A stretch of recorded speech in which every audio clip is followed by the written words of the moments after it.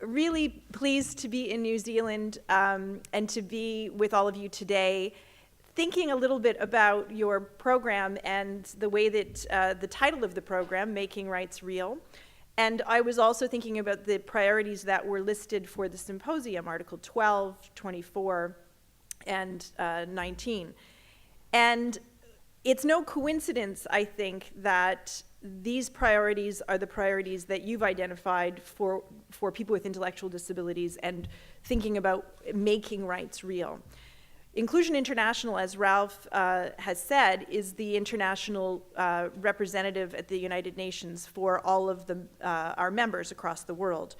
And during the negotiations, we had to make some decisions about what priorities we would take forward. There were obviously many issues being discussed and many other disability organizations involved in the negotiations. And we turned to our members and said, tell us what you think are the critical issues that we need to have represented in this convention in order to make sure that people with intellectual disabilities' voices are heard and that families are respected in the process. And they identified very clearly education, the right to make decisions for ourselves with support if needed. They said the right to live and be included in the community was fundamental as a human right. They also told us, though, that the role of families needed to be understood and supported. And I'll come back to that later in my talk about Article 19. So when we went to the UN, and when I say we, that included some of the people that Ralph has mentioned from New Zealand. We've had, New Zealand, as you all know, I don't think I need to tell you, was extremely influential in setting the direction of the convention, and particularly for Inclusion International. New Zealand had been a leader in identifying the key issues for people with intellectual disabilities. But in the negotiations, we had to bring forward what our priorities were, and we sort of had a mandate to achieve particular things. The real challenges, I think it's important to think about as we go into our discussions today, were really about the difference between having an intellectual disability and having other kinds of disabilities. We were in negotiation as much with the other disability organizations as we were with state parties, with governments. And I think understanding that simply having a list of accommodations wasn't going to be sufficient to include people with intellectual disabilities was very difficult for other disability organizations. And we were often in a position of having to say, yes, that's good. We obviously want accommodation. We obviously want accessibility. We want all of these other things. But really fundamentally, if we're going to include people and have the rights of people with intellectual disabilities respected, we have to actually change the way our communities are organized. And that's a much more difficult thing to articulate on a piece of paper. It's much more difficult to say, yes, we have a right to education, but what does inclusive education look like? Yes, we have a right to make decisions, but what does that mean in places where cultures don't allow individuals to make decisions independently? So we worked very hard to make sure that the priorities that our members identified were included in the convention. And we were successful in making sure that all of those articles that you're going to be discussing today were there in the convention. Obviously, we did that in partnership with other groups.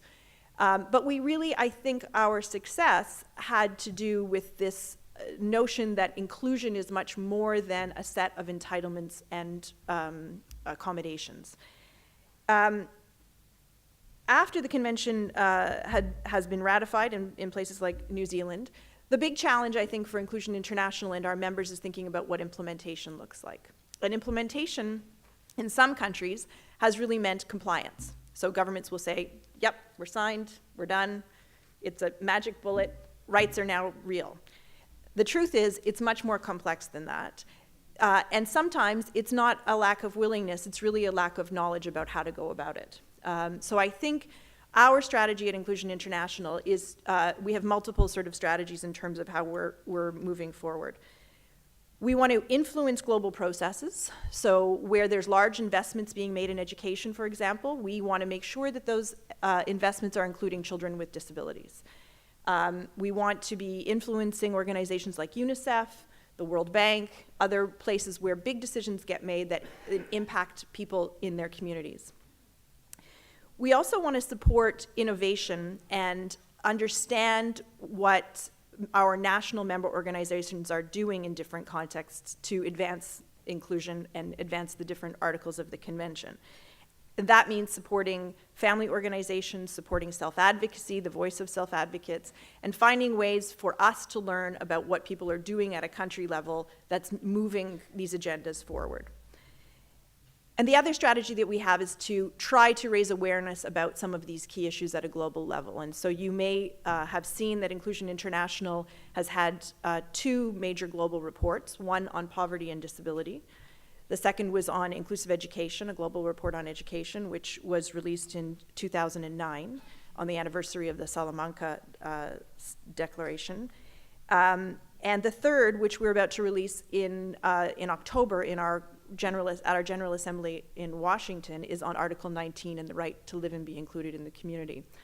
And these are not, these campaigns are really the collection of voices of our members. They're not academic research papers. They are truly our effort to raise up the collective voice of families and self-advocates and their lived experience around these rights in their communities.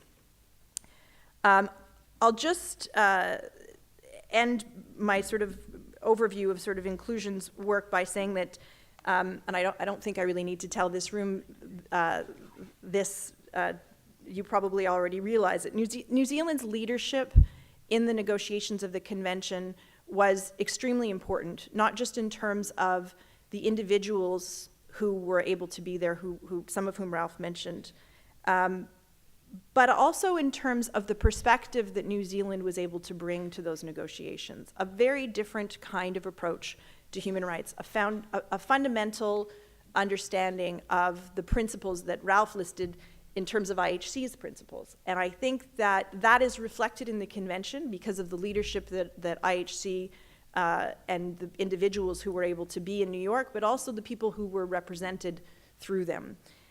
So I'm very grateful for IHC's support in that process and for New Zealand's role more generally in that process, because I think we have a better convention as a result. And now our challenge is to think very strategically about how we make those rights a reality and what implementation looks like. And so I'm looking forward to our discussions today and to talk more about what it means to advance the right to make decisions, the right to education, the right to live in the community. Thank you very much for having me, and I look forward to the rest of today.